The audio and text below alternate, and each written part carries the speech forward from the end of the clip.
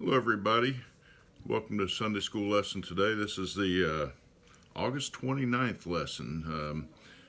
Teach Sunday School at Falmouth Baptist Church in Falmouth, Kentucky. And today we're going to be reading out of 1 Kings chapter 19, verses 19 through 21, and then jumping over to 2 Kings chapter 2, verses 6 through 14. I always like to start off with a word of prayer, and then we'll get started on the lesson. So if you would, just bow with me and we'll have prayer and then we'll get started. And dear Lord, again, just thank you for allowing us to come to study your word and allowing us to gather virtually, Father. Just lift up all those that might be listening in or watching this session, Lord. Just pray that you would be with each and every one of them. And Father, lift up all those that are going through difficult times, those that have lost loved ones, Lord. Just pray that as we do so, we will turn to you for peace and comfort. Father, during this time, I just pray that your Spirit would guide us, would touch our hearts. And Father, I especially lift up those that are lost and just pray that as your Spirit calls them, they would respond. We ask all these things in Jesus' name. Amen. Okay, again, I said the lesson, the verses there, the title of the lesson is Lead Others to Serve. And the point of the lesson is lead others to serve God. I don't know why they didn't just use the same thing for both, but that you get the idea. Anyway, the question in the materials that sort of start us off in this is, what words of wisdom do you treasure from someone you trust? Has there been somebody in your life that has shared some gem, some word of wisdom that has just rung true to you over life? I know I heard some years ago. My mother-in-law told me something that a fellow attorney, a seasoned, established attorney in Harrison County, the next county south here, had told them years ago, and she was trying to tell me that as a young lawyer, and it didn't always ring true to me. But as I've grown older, I found myself sharing the same tidbit with others, and the idea, and it was really a tough pill to swallow. It was, don't worry about money, just do your work and things will take care of themselves. That was not always easy to accept, and I know it's still a challenge for people, but John Swinford is the attorney that said that, and I always admired John, looked up to him, and as I've gone on, I've found that, money is not the be all and end all of everything, and that there's much more to life than that. And so with that, there's a quote in our materials from Nelson Mandela that I think is really kind of dead on with this lesson. It says, what counts in life is not the mere fact we have lived, it is what difference we have made to the lives of others that will determine the significance of the life we lead. What is your life about? What legacy do you lead? We all want to leave some sort of legacy, I believe. I've seen the cliche, and I don't know exactly how it goes, but looking at the tombstone, there are two dates on it, and there's a dash in between. And what's important is the dash. What did you do during that dash during your life? What kinds of things did you do to make a difference? God gives us one opportunity to make a difference in our lifetimes. There's a song the Anchorman sang called Everything But Time, and part of it is God has given you one chance to shine. Don't be the person who lived and never made a dent. Don't find that you had everything but time. That sort of paraphrasing the chorus of that song, but that's what our lesson is about. What legacy are we going to leave in our life? And we're going to look at Elijah. This is the last session on Elijah. Last week, if you're with me, we encountered, God had Elijah at Mount Orb, and that he had given him 3 commands to do. Elijah was discouraged and despondent, thought everything he had done, was going to amount to nothing. And God comes to him and encourages him and gives him additional assignments in the midst of his discouragement. 2 of the assignments were to go and anoint kings. 2 different kings and 2 different kingdoms. The third assignment that God gave Elijah was to anoint his successor, to find the successor who was going to carry on the work of the prophet Elijah when Elijah's time would come to an end. And that's where we're picking up here in verses, 1 Kings 19 through 21, then jumping over to 2 Kings chapter 2, 6 through 14. We'll go ahead and read through them, and then we'll come back and talk about the verses. Elijah left there and found Elisha, son of Shaphat, as he was plowing. 12 teams of oxen were in front of him, and he was with the 12th team. Elijah walked by him and threw his mantle over him. Elisha left the oxen, ran to follow Elijah, and said, "Please let me kiss my father and mother, and then I will follow you." "Go on back," he replied, "for what have I done to you?" So he turned back from following him, took the team of oxen, and slaughtered them. With the oxen's wooden yoke and plow, he cooked the meat and gave it to the people, and they ate. Then he left, followed Elijah, and served him. And then jumping over to 2 Kings, Elijah said to him, "Stay here. The Lord is sending me to the Jordan." But Elisha said, "As the Lord lives, and as you yourself live, I will not leave you."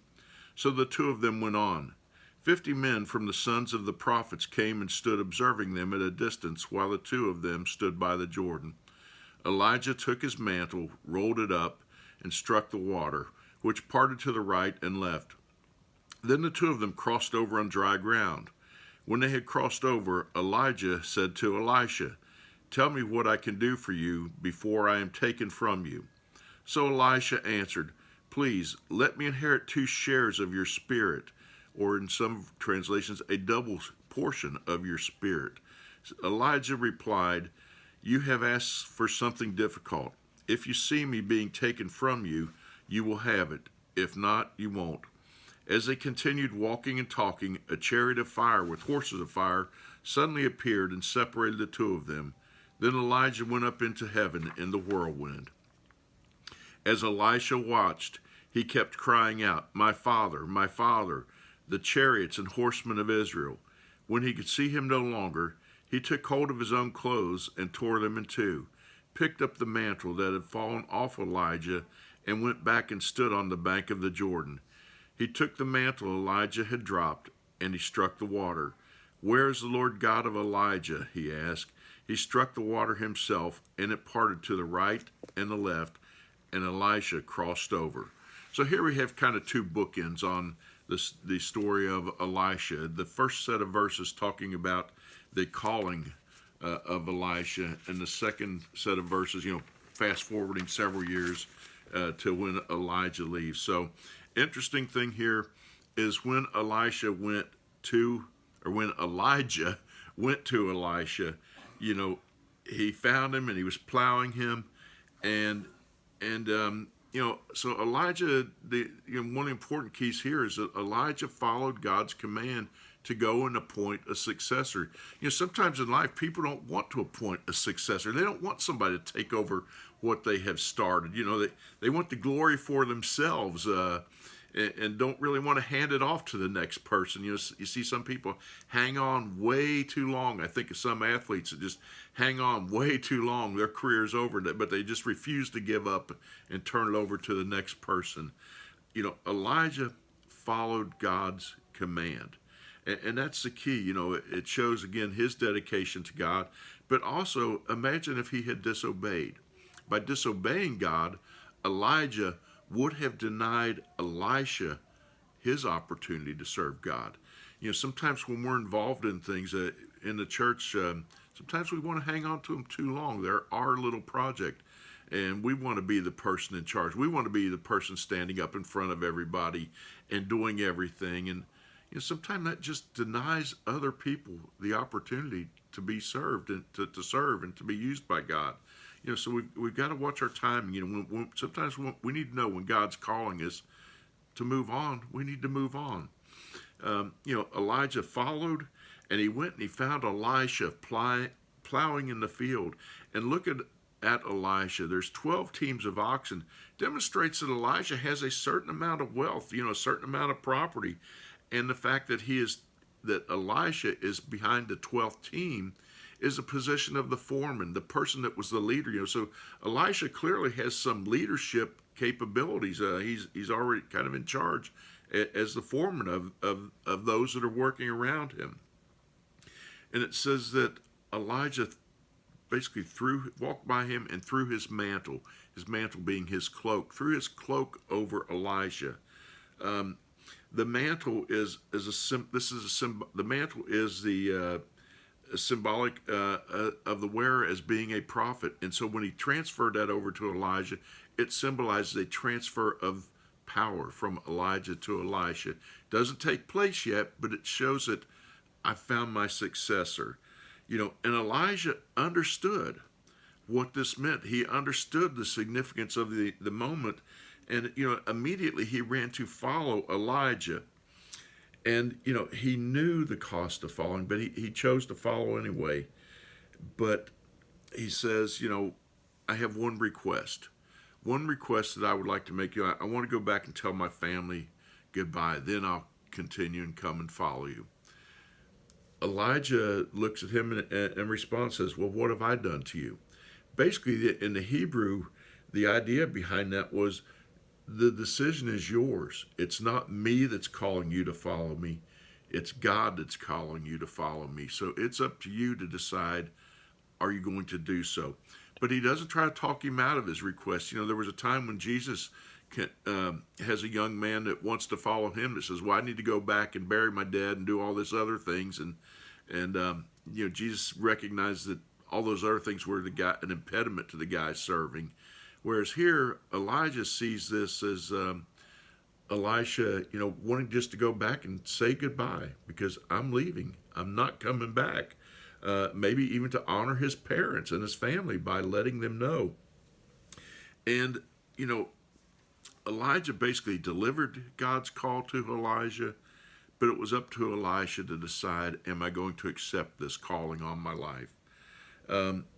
It becomes clear Elisha accepts the calling because look what he does there in those final couple of verses. He basically went back and burned all of his bridges. It says he went back, he slaughtered all the oxen.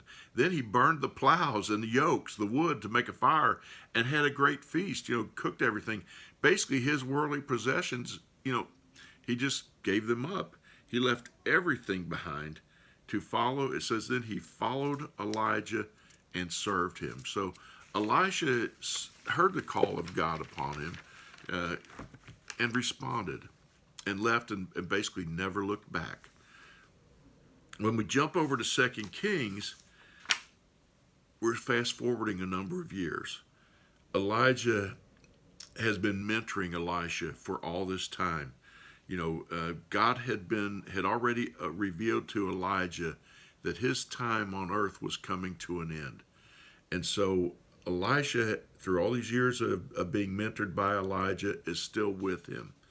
And we see, as background to these verses, Elijah is making the rounds to the prophetic students, the prophetic schools, sort of like seminaries, where men were going to be trained to be prophets of God, to deliver God's message.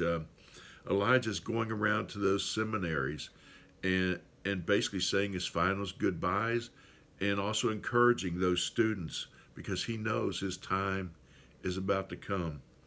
And it's kind of interesting, there in verse 6, 2 Kings chapter 2, verse 6, Elijah sort of tests Elisha's commitment once more. And he's done it already on a couple of times on some of the verses and parts that we've left out. And he says to Elisha, just stay here. Just stay here. But Elisha knows that Elijah is going to soon be leaving this earth. And he refuses to leave. He refuses to leave Elijah's side. He's committed to him. And they head down to the Jordan River, which is nearby. And when they do, 50 of the prophets, the students, decide to follow along just to kind of see what's going to happen. So Elijah and Elisha head to the Jordan. And Elijah takes his cloak off, his mantle, and strikes the water and uses that to, God parts the waters and they cross over on dry ground, a demonstration of God's power to Elijah. When Elijah uses that mantle, he's showing this is power that's coming from God. The power isn't in this cloak, it's coming from God. And they surely had to reminisce. And I know when I read that passage, I could think of Moses and the parting of the Red Sea, the demonstration of God's power. So, they cross over, uh, and the prophets, the students are all watching as this is going on. And, again, Elijah and Elijah both know that Elijah's ministry is coming to an end soon. And Elijah basically turns in verse 9 there to Elisha and just essentially says, what can I do for you before I go? What can I do for you, Elisha? Now, we know this is happening. Is there something I can do for you? And Elisha responds, he says, give me double your spirit, a double portion of your spirit. I know what's coming, and I know that it's going to be demanding on me when I take over from you. So give me double, basically, give me double your strength. Give me a double portion of what you have. And, he knows that he's going to need great power. He's going to need, great support from God if he does it. And Elijah says, you've asked for something difficult. He says, I can't give this to you. Basically, Elijah says to Elisha, what you ask for is something I can't give you. I can't give you double this spirit that I have.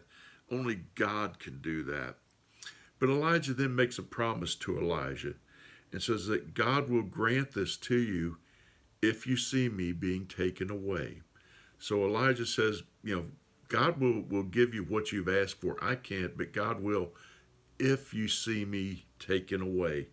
And then verse 11 there, it says they continued walking and talking. Just imagine, Elisha spending time, he knows these are the last days that he's going to be with Elijah, and just spending time and probably trying to absorb and soak up all he can from him, knowing that he'll be leaving. I don't know if you've ever been with a loved one that you knew you probably weren't going to see again, and you just cherish that time and you spend it with them, and hang on their every word. I can remember going to see my grandfather, my dad's father, shortly before he passed, and just stopped in to see him. And everybody said, well, he doesn't recognize anybody, he doesn't know anybody. And when I walked in to see him, he talked to me. He called me by name. He recognized who I was and talked about some things that he was a little confused about, things that had happened in my past that were still going on, but just shared with me for a moment, and told me how proud he was of me. That stuck with me all these years. So I can just imagine Elisha walking along with Elijah, knowing that Elijah is going to be leaving, and just wanting to absorb all that he can. And it says they walk and they talk, and as they're doing it, it says chariots and horses of fire come and separate them. Up to this time, Elisha has stayed by Elijah's side the whole time, through everything, through thick and thin. He's just been there. But God, these chariots of fire comes and finally separates them. And, this is, although Elijah wanted to stay with Elijah, this was the separation that God had planned, and he clearly could not stop what was happening. And he watched what happened. He watched that Elijah being taken up in a whirlwind. And, he's clearly distraught over that. It says he just watched him until he went out of sight.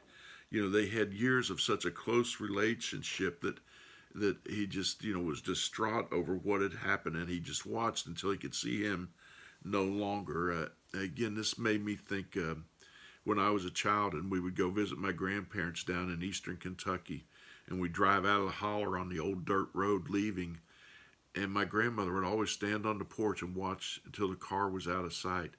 And I know that because I would turn and watch back out the back window of the car all the way as far as I could see until we finally went around a bend and they were out of sight.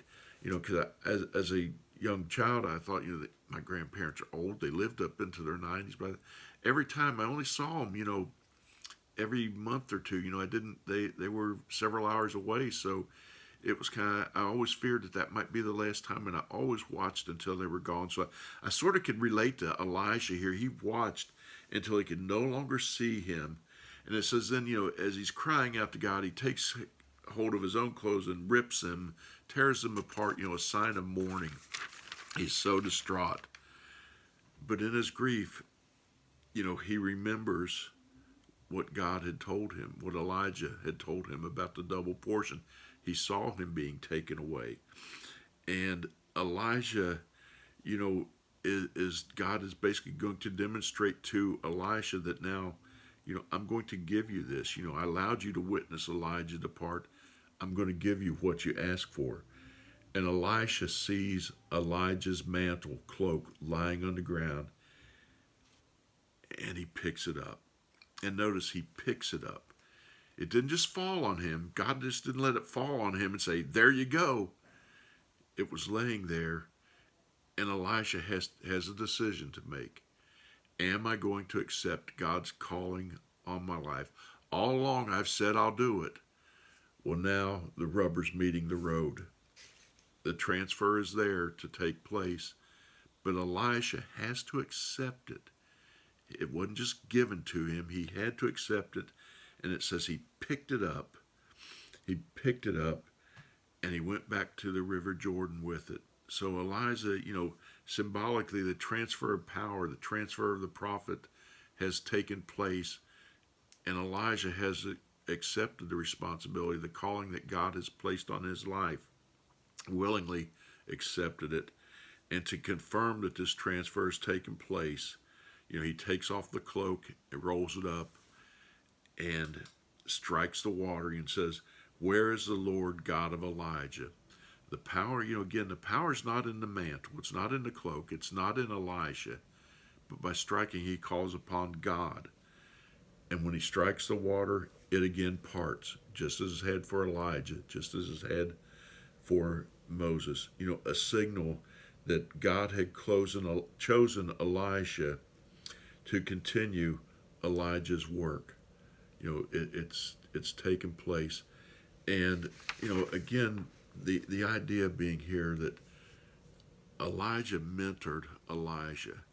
Elijah, finally stepped aside, and he wasn't concerned about what was going to happen to him the whole time.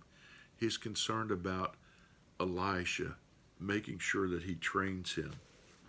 And as I thought of that, as if you're involved in church in some sort of leadership role, that's the attitude we need to take for those that come behind us. I have always tried to stress to people, you need to step out on faith. You need to do things that you're not necessarily comfortable with if God is calling you.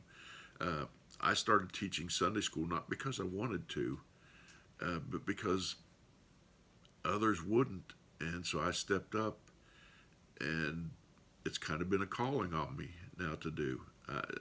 It may come to an end tomorrow. I don't know, but I've always tried to stress. I've always tried to encourage people in their Sunday school classes. Have somebody in your class to teach for you once in a while. I haven't usually been able to find that person to do that for me, but let them try. Let them see. Get out of the way. Over the years I've said many times I'd love for somebody to take over. When my wife and I used to lead youth group, there have been times we'd love for somebody to step up and take over. Someone else to, getting old, getting older, need people to follow up. And the idea being, that we've all known that person that's just hung on too long, whether it's a pastor, a teacher, whatever, that's just hung on too long. And there was one quote, one little thing in my materials that I thought was really good. And I want to read that because I think it really sums up this lesson for us as individuals as to what we should do. It takes a self-sacrificing leader to consider building God's kingdom over building his or her own reputation. How easy it is for one who has excelled to not want to share the spotlight with the successor. How tempting it is for a leader to want to be the greatest of all time. Elijah is a model for us in seeing beyond ourselves. Elijah was told to anoint someone else, And he saw Elisha as being that person, and he did everything in his power to train that person. How often in our society, I think of athletes, I think of quarterbacks in professional football. I won't name names, but how many of them refuse to train the new draftee, the new guy? They want to be the guy, they want to be the man, and they're not going to help the guy that's coming up. Some of them in the past have said, it's not my job to teach them. What does that say about their commitment to the team as opposed to their commitment to themselves? And it's that way in a lot of things in life. Are we willing to let someone else take over what we've started? Are we willing to train them? Are we willing to mentor them? And on the other side of the coin, how many of us are like Elijah that are willing to pick up the mantle, to go where God is calling us to go, and to give up some things that maybe we didn't want to give up, to put some things behind us, to be willing to accept the tutoring, the teaching from someone else, and then willing to take on and build upon what they have. So again, our lesson here, we've been following Elijah in this series from his first call by God. We've seen that he walked with God throughout his life, followed God's commands, even through times of discouragement. He always followed God's commands. And now, as a final act of obedience, it's time to pass it on to someone else. And he has mentored somebody that God called him to mentor. And he has mentored him. And when it was time to go, he was ready. So I would just say ponder these verses the coming days this week. And, my prayer is that we would all just find God's calling on our life and follow it. And when he says it's time to move on, move on. But train someone else that he's maybe called us to train. So hope you have a blessed week. Lord willing, I'll be back here next Sunday. And thanks for joining in. And I sure hope that you have a good week, and pray that God blesses you this week.